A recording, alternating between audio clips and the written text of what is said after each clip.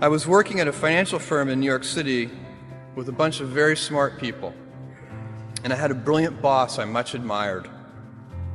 I went to my boss and told him I was going to start a company selling books on the internet. He took me on a long walk in Central Park, listened carefully to me, and finally said, "That sounds like a really good idea, but it would be an even better idea for someone who didn't already have a good job." You can have a job, or you can have a career, or you can have a calling. And if you can somehow figure out how to have a calling, you have hit the jackpot, because that's the big deal. I met Jeff Bezos 25 years ago, and he told me, "Dave, I want you to invest in my company." "What are you doing?" "I'm going to start a bookstore in my garage." "Okay, and I'm going to put it online. People will buy online, and I'm going to ship out of my garage. But if you invest in me, Dave, someday I'm going to be the richest man in the world. I'll do over $100 billion. First of all, there is no such thing as $100 billion 25 years ago. Statistically, there's no such thing. Countries didn't have 100. Our national debt wasn't $100 billion. And this dude's telling me at 26 years old that he's going to be the richest man in the world because he has a garage and the internet? That was his truth. No, but he did not know it, and neither did I. But the difference between him and I is I was laughing, scoffing, and jesting at him, and he was already applauding himself, going, at the right way, at the perfect time, I'm going to make as much as I can as quickly. And I'm sitting there going, there's no way this is going to be a big business. Do something you're very passionate about, and don't try to chase what is kind of the hot passion of the day. Seen in that light, it really was a difficult choice. But ultimately, I decided I had to give it a shot. I didn't think I'd regret trying and failing. And I suspected I would always be haunted by a decision to not try at all. After much consideration, I took the less safe path to follow my passion, and I'm proud of that choice. As a young boy, I had been a garage inventor. I'd invented an automatic gate closer out of cement-filled tires, a solar cooker didn't work very well out of an umbrella and aluminum foil, baking pan alarms to entrap my siblings. I'd always wanted to be an inventor, and she wanted me to follow my passion. There's a military phrase that I especially love, and it says, "Slow is smooth and smooth is fast." And I have seen that in every endeavor I've ever been in.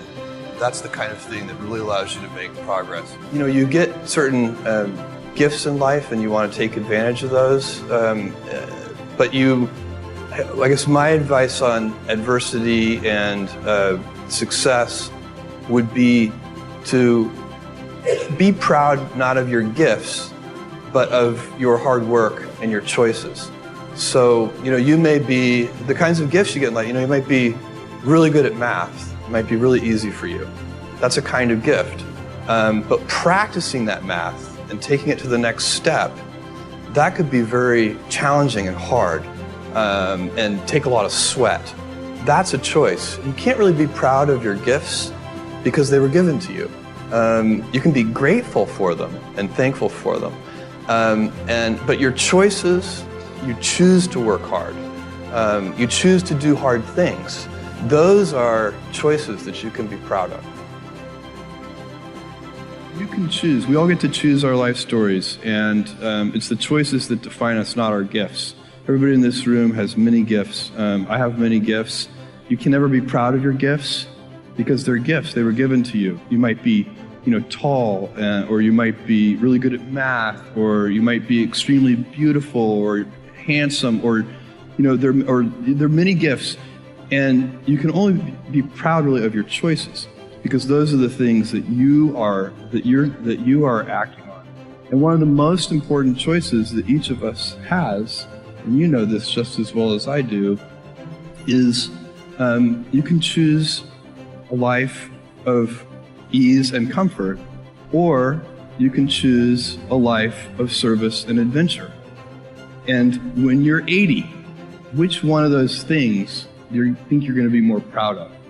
You're going to be more proud of having chosen a life of service and adventure.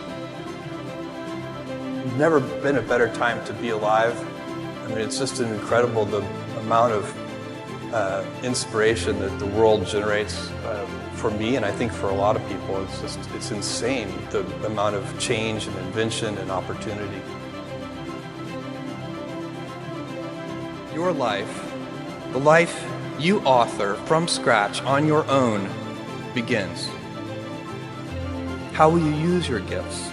What choices will you make? Will inertia be your guide, or will you follow your passions? Will you follow dogma, or will you be original?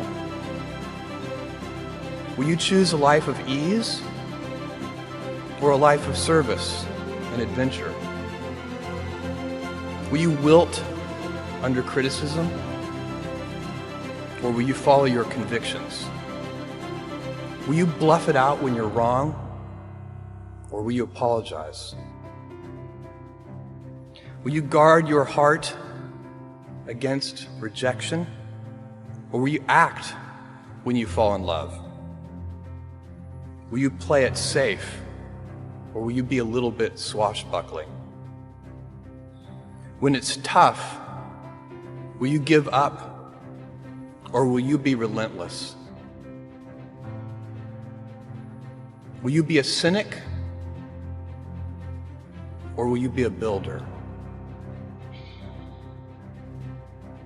Will you be clever at the expense of others, or will you be kind? Every time you figure out some way of providing tools and services that empower other people to deploy their creativity, you're really onto something. You know, you're very lucky if you have a career. A lot of people end up with a job. If you don't love your work, you're never going to be great at it. Jules Verne, Mark Twain, Galileo, Newton, all the curious from the ages would have wanted to be alive, most of all, right now. As a civilization, we will have so many gifts, just as you as individuals have so many individual gifts as you sit before me. How will you use these gifts? And will you take pride in your gifts or pride in your choices?